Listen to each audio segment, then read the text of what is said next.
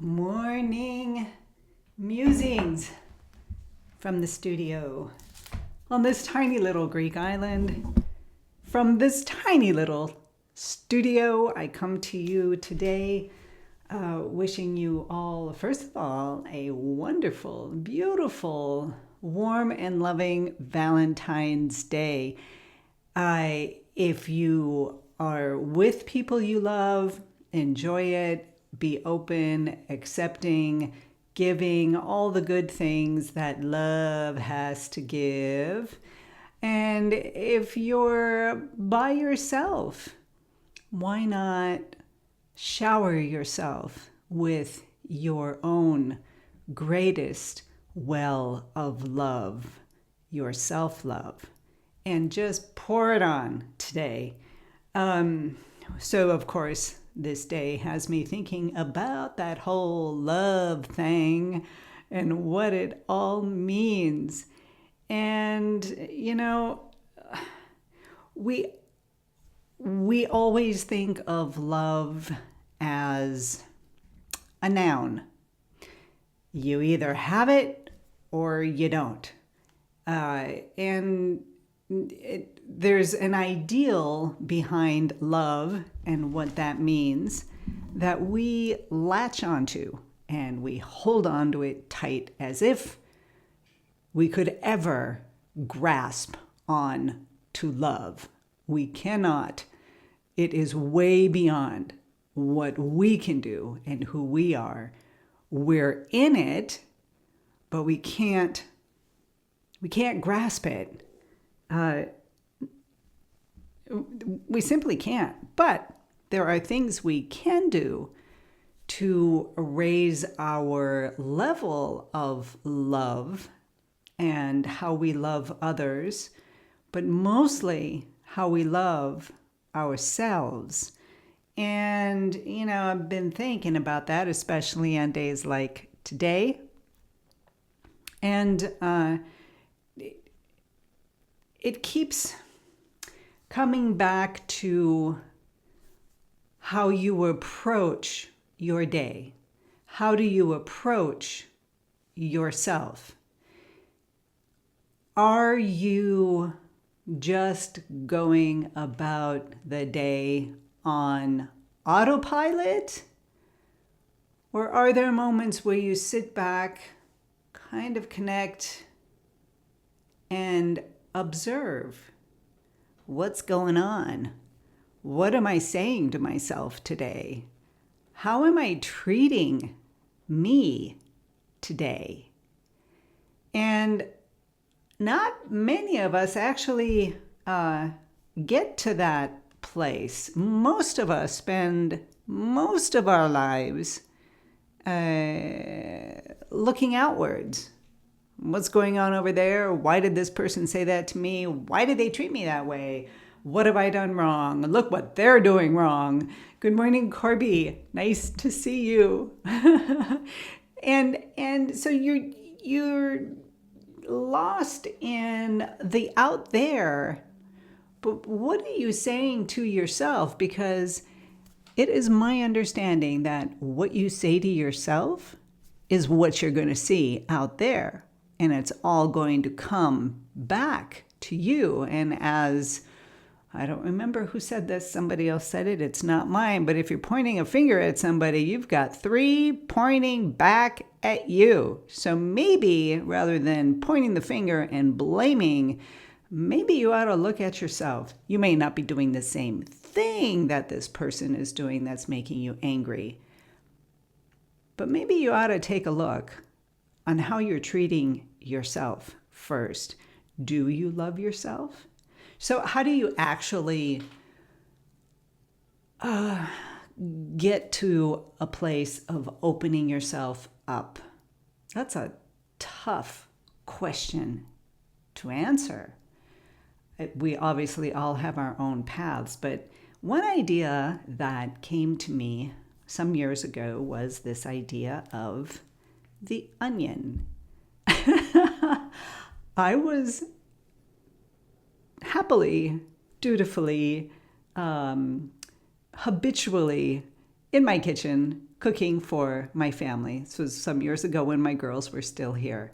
And peeling an onion. And, the proverbial onion, you kind of have to peel away the layers to get to the core of the onion to see what the heck is going on there. Is it sour and making your eyes water, or is the core a little bit more mellow? Maybe you have to go beyond the core into the actual plant and down to the seed. The seed, which is where everything sprouts from, right? That's where the onion comes from. So thinking about that, I started peeling the onion and I was thinking that's kind of what I need to do. I need to get in and start peeling away the onion layers.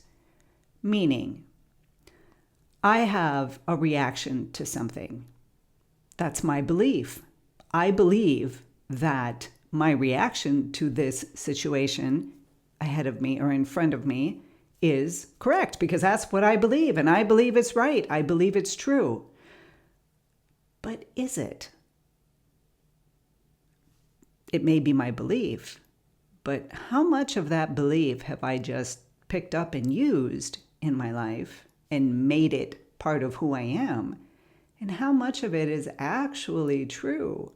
Maybe there's another side to this belief that I haven't looked at. And that kind of got me started on the path of peeling back my own onion layers and taking a look at what was going on inside. And oh, I'm so glad I did that. I am so glad that I did that. Another example that I use is I have spent my life on one side of the riverbank, and I point at the other side going, look what those people are doing over there. That's so wrong. That's not right. I don't believe that. I'm afraid of that. And, actually stepping into the river waters and walking across to the other side, which is and can be, not always, but usually a difficult journey.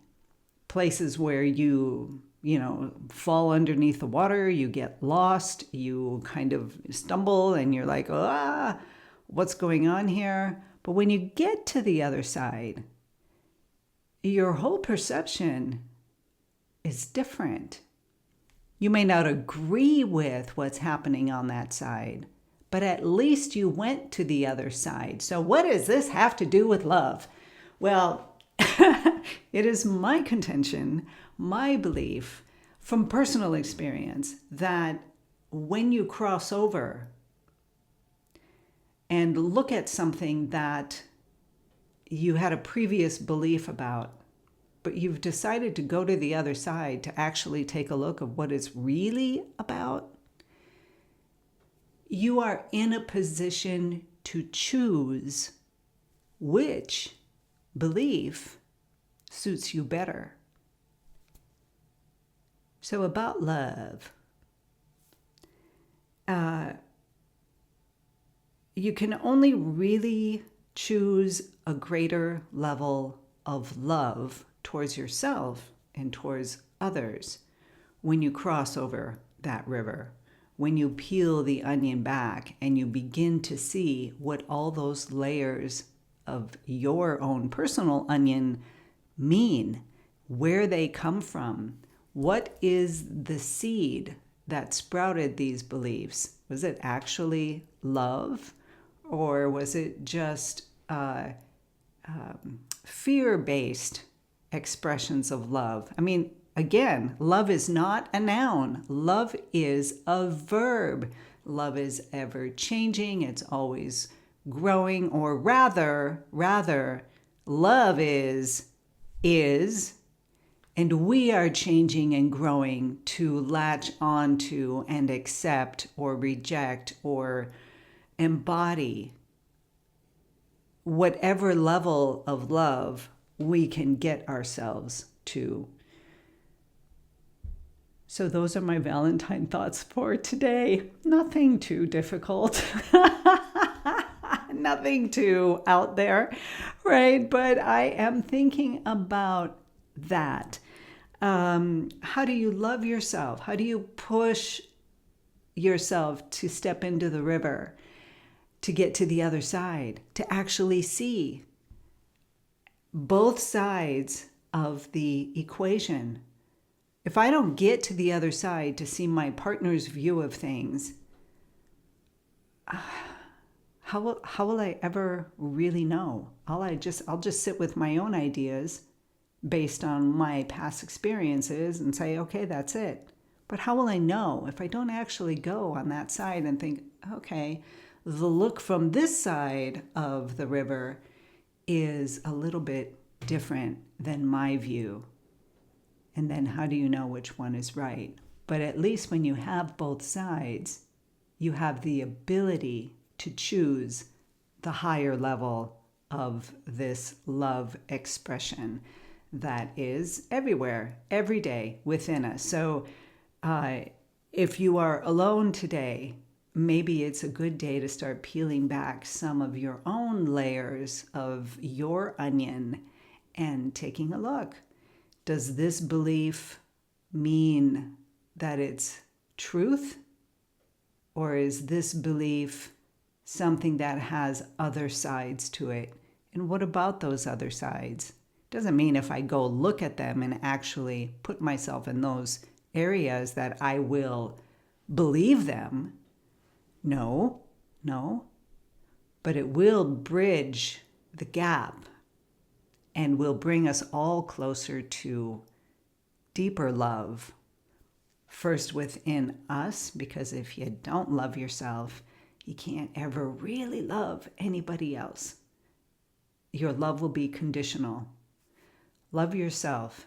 You have to first find that bridge and connect that within you. And painting helped me make that connection, to connect the mind, body, spirit connection. And I use it through painting, becoming your authentic self through painting. If it's not painting, it's baking, it's building bridges, it's whatever it is that you do. It's all creative work. But since today is Valentine's Day, I'm focusing on the love work and especially the self-love work. So aside from that, I've been painting, as you can see, and believe I am the last 3 or 4 brush strokes till I actually get to sign this one and send her out through over the Great Pond and to Canada. So those are the things on my list today, plus making more the next section of the online course that I'm creating, the mini course on color mixing using a limited palette, and why that is a good thing for all of us to do.